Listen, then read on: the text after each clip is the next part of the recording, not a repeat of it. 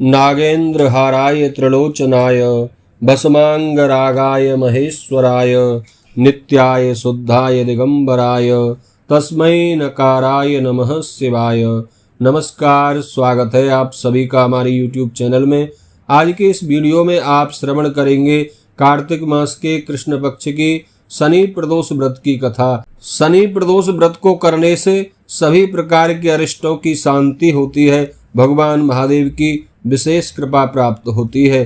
शनि प्रदोष व्रत कर्ता को इस दिन प्रातः स्नान आदि से निवृत्त होकर भगवान महादेव के सामने घी का दीप प्रज्वलित करके सुबह सबसे पहले प्रदोष व्रत का संकल्प करना चाहिए। संकल्प करने के बाद शाम को प्रदोष काल में सूर्यास्त के समय भगवान महादेव की विशेष पूजा अर्चना करें। आइए श्रवण करते हैं शनि प्रदोष व्रत कथा। एक बार प्रेम से कहिए, बोलिए शंकर भगवान की जय, पार्वती माता की जय। गर्गाचार्य जी ने कहा, हे महामते, आपने शंकर भगवान की प्रसन्नता हेतु समस्त प्रदोष व्रतों का वर्णन किया है।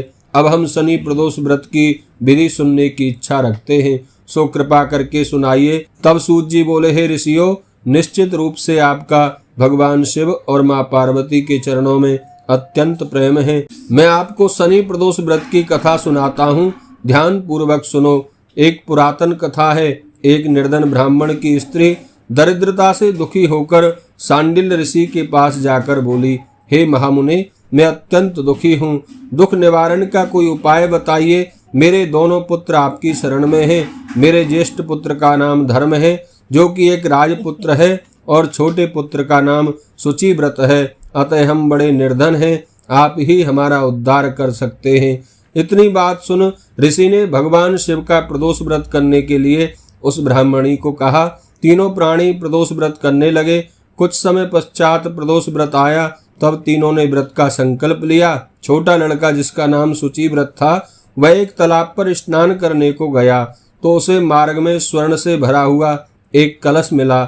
उसको देखकर वह घर आया। प्रसन्नता से दौड़ता हुआ माँ के पास जाकर बोला, माँ, यह धन हमें प्राप्त हुआ है। माता ने धन देखकर भगवान शिव की महिमा को याद किया। राजपुत्र को अपने पास बुलाकर बोली, देखो पुत्र, यह धन भगवान महादेव की कृपा से ही हमें प्राप्त हुआ है, अतः प्रसाद के रूप में दोनों पुत्र आधा आधा बांट लो। माता का वचन सुनकर राजपुत्र ने भगवान शिव पार्वती का ध्यान किया और बोले, पूज्य माँ, यह धन आपके पुत्र का ही है, मैं इसका अधिकारी नहीं हूँ। मुझे भगवान शंकर और माता पार्वती जब देंगे तब ही लूंगा। इतना कहकर वह राजपुत्र शंकर जी की पूजा में लग गया। एक दिन दोनों भाइयों का प्रदेश भ्रमण का विचार हुआ। वहां उन्होंने अनेक गंधर्व कन्याओं को क्रीड़ा करते हुए देखा। उन्हें देख शुचिव्रत ने कहा, भैया, अब हमें इससे आगे नहीं बढ़ना चाहिए। इतना कहे शुचिव्रत उसी स्थान पर बैठ गया, परंतु राजपुत्र अकेले ही स्त्रियों के बीच में जा पहुंचा। वहां एक स्त्री अत्यंत सुंदर राजकुमार को देख मोहित हो गई और राजपुत्र के पास पहुंचकर कहने लगी, हे सखियों, इस वन के समीप ही जो दूसरा वन है, तुम वहां जाकर देख कर आओ। मैं यहाँ बैठी हूँ, मेरे पैर में बहुत पीड़ा है। यह सुन सब सखियां वहां से दूसरे वन में चली गईं। वह अकेली सुंदर राजकुमार की ओर देखती हुई कहने लगी, आप किस राजा के पुत्र हैं? आपका नाम क्या है? राजकुमार बोला, मैं विदर्भ नरेश का पुत्र हूँ, आप अपना परिचय दें।